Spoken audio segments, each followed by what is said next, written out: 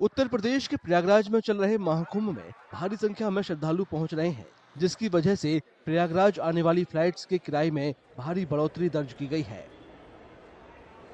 Travel portal ixigo के analysis के मुताबिक धार्मिक आयोजन शुरू होने के बाद से प्रयागराज जाने वाली फ्लाइट्स की टिकटों की कीमतों में कई गुना बढ़ोतरी हुई है।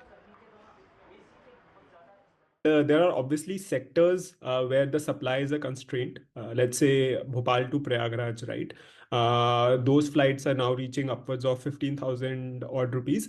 And even on key dates, which are the auspicious bathing dates, there also we are seeing, let's say, a flight from Mumbai to Prayagraj costing upwards of 15 to 20,000. Because at the end of the day, a lot more people want to travel to Prayagraj, and there are only a limited number of flights that go to Prayagraj. So if anyone is planning to travel, they should definitely plan and book it today itself to avoid higher fares. Ixigo के analysis में ये भी कहा गया है कि भोपाल और प्रयागराज के बीच चलने वाली फ्लाइट्स की टिकटों की कीमतें पिछले साल के मुकाबले काफी बढ़ी हैं।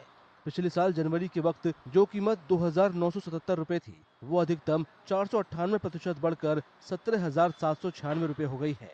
एनालिसिस से पता चला है कि साल दर साल के आधार पर 13 जनवरी से 26 फरवरी के बीच प्रयागराज के लिए फ्लाइट की बुकिंग में 162% का उछाल आया है।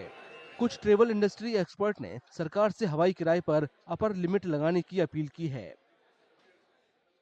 There has to be some sort of upper, limit on the airfares, because if you can fix the fares of taxi from airport to the hotel and hotel to the airport, there is no reason why you cannot fix the rates for Prayagraj or any other, for example, if the direct operating cost of a flight to Prayagraj is 4,000 rupees per seat, you give them 8 to 10,000 rupees to 15,000 rupees, but there has to be an upper limit. Ixigo के analysis में यह भी बताया गया है कि 13 जनवरी से 26 फरवरी के बीच प्रयागराज के पास के शहरों जैसे लखनऊ और वाराणसी के लिए भी फ्लाइट बुकिंग में 42 से 127% की बढ़ोतरी हुई है। कई एक्सपर्ट्स फ्लाइट बुकिंग में बढ़ोतरी की वजह प्रयागराज के लिए बेहतर हवाई कनेक्टिविटी को मानते हैं, क्योंकि अब देश भर में 20 से ज्यादा जगहों से सीधी और वन स्टॉप फ्लाइट मौजूद हैं, जबकि पिछले महाकुंभ के दौरान दिल्ली से केवल एक ही उड़ान मिलती थी। फ्लाइट के अलावा महाकुंभ की अवधि के दौरान प्रयागराज के लिए ट्रेनों की बुकिंग में भी उछाल आया है।